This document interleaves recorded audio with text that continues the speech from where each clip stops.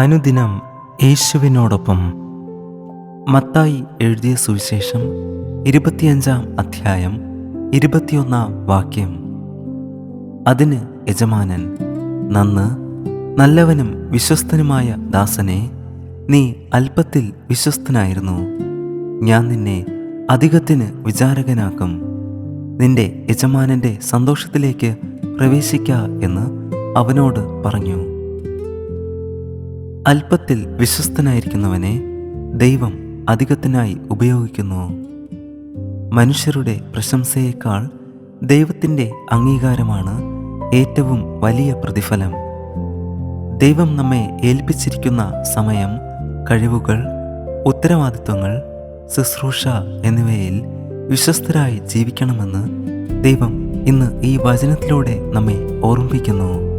മത്തായി 25-ാം അധ്യായത്തിൽ യേശു താലന്തുകളുടെ ഉപമ പറയുന്നു.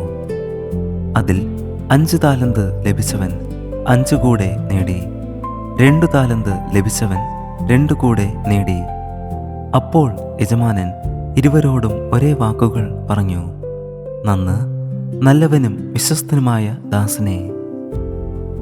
യജമാനൻ ദാസന്മാരെ അവരുടെ കൈവശമുണ്ടായിരുന്ന താലന്തുകളുടെ അടിസ്ഥാനത്തിലല്ല പ്രശംസിച്ചത്, അവർ കാണിച്ച വിശ്വസ്തതയുടെ അടിസ്ഥാനത്തിലാണ് പ്രശംസിച്ചത്.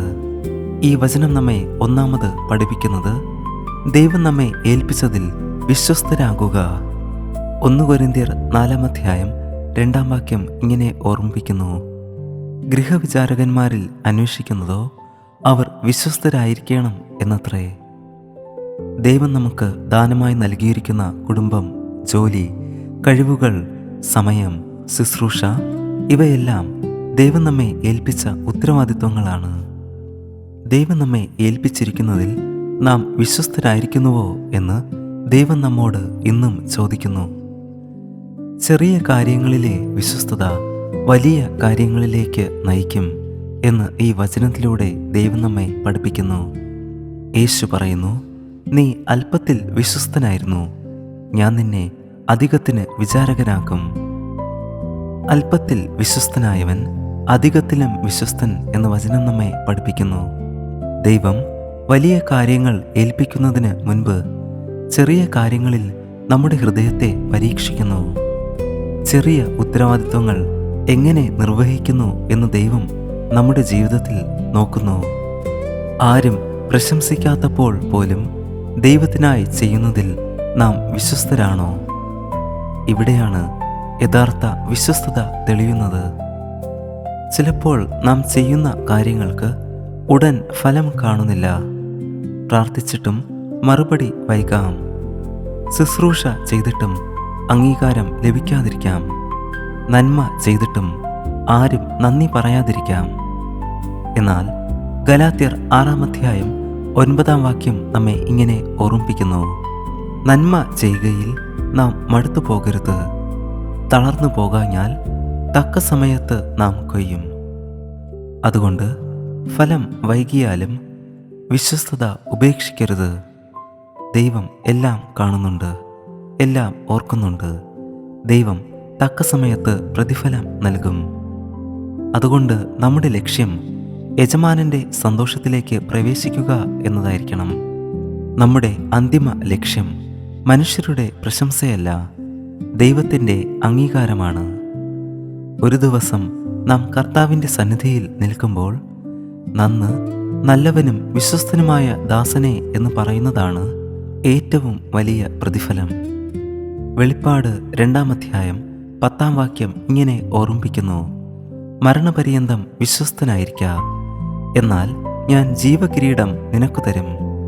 അതുകൊണ്ട് നമുക്ക് എന്ന് തീരുമാനിക്കാം, ദൈവം നമ്മെ ഏൽപ്പിച്ചിരിക്കുന്ന ചെറിയ കാര്യങ്ങളിലും നമുക്ക് വിശ്വസ്തരായിരിക്കാം.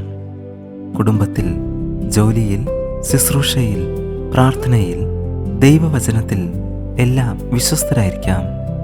ആരും കാണാത്തിടത്തും കർത്താവിനോട് വിശ്വസ്തരായിരിക്കാം. അതിന് ദൈവം തൻ്റെ പരിശുദ്ധാത്മാവിലൂടെ നമ്മെ സഹായിക്കട്ടെ, ശക്തീകരിക്കട്ടെ. നമുക്ക് പ്രാർത്ഥിക്കാം. കൃപയും സ്നേഹവും നിറഞ്ഞ സ്വർഗീയ പിതാവേ, ഈ പുതിയ ദിവസത്തിനായി ഞങ്ങൾ അങ്ങേക്ക് സ്തുതിയും സ്തോത്രവും അർപ്പിക്കുന്നു. സ്വർഗീയ പിതാവേ, അങ്ങ് ഞങ്ങളെ ഏൽപ്പിക്കുന്ന ഓരോ ചെറിയ കാര്യങ്ങളിലും ഉത്തരവാദിത്വങ്ങളിലും വിശ്വസ്തരായി ജീവിക്കുവാൻ ഞങ്ങളെ സഹായിക്കണമേ. എല്ലാറ്റിലും അങ്ങയെ പ്രസാദിപ്പിക്കുവാൻ ഞങ്ങളെ പഠിപ്പിക്കണമേ. ഞങ്ങളുടെ കഴിവുകളും സമയവും സമ്പത്തും എല്ലാം അങ്ങയുടെ മഹത്വത്തിനായി ഉപയോഗിക്കുവാൻ കൃപ തരയണമേ. അവസാനം നന്ന്, നല്ലവനും വിശ്വസ്തനുമായ ദാസനെ എന്ന വാക്കുകൾ കേൾക്കുവാൻ ഞങ്ങളെ യോഗ്യരാക്കണമേ.